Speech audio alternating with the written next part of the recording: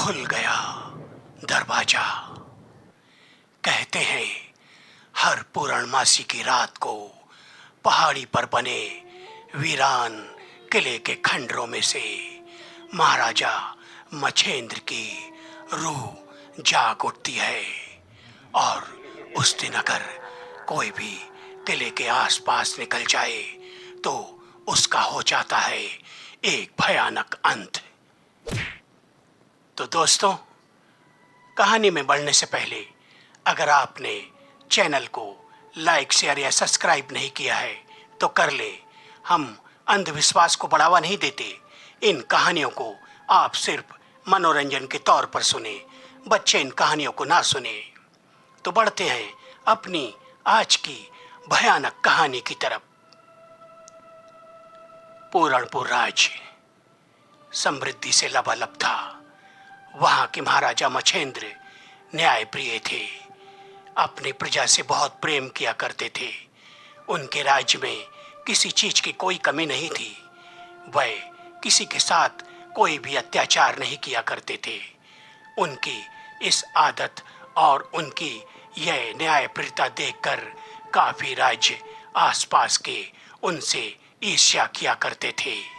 उसी में एक राज्य ऐसा था जो हमेशा यह तलाशता रहता था कि कोई ऐसी कमी पकड़ में आ जाए कि महाराजा मछेंद्र को युद्ध में हराकर उसके राज पर अपनी सत्ता जमा ली जाए। वह राजा था क्रूर सिंह। क्रूर सिंह ने कई मौकों पर अपने उन शत्रुओं से इस विषय में बात की कि क्यों ना हम सब मिलकर मछेंद्र के किले पर आक्रमण कर दें, जो भी मिलेगा उसे आपस में बांट लेंगे।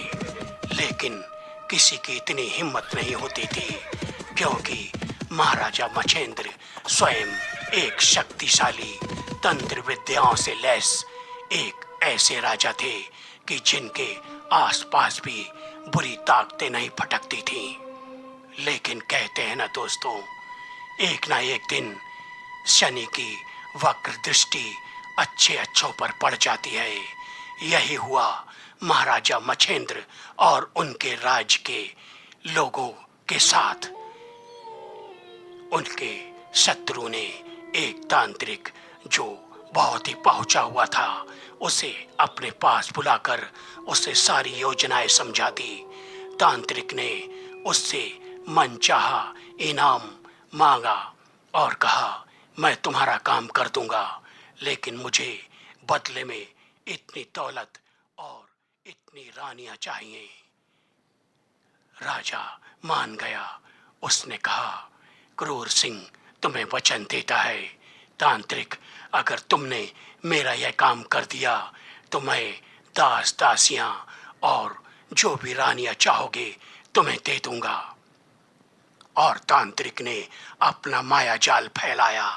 अपने महाप्रेतों के साथ उसने ऐसा षड्यंत्र रचाया कि अचानक मछेंद्र के किले के ऊपर भयानक गर्जनाएं होने लगीं। इससे पहले कि महाराजा मछेंद्र सावधान होते, अपनी सिद्धियों को समेटते, एक भीषण गर्जना के साथ अग्नि वर्षा होने लगी। आसपास के जितने भी राज्य थे, गांव थे, उन पर भयानक अग्नि वर्षा होने लगी। तांत्रिक बहुत ही पहुंचा हुआ था।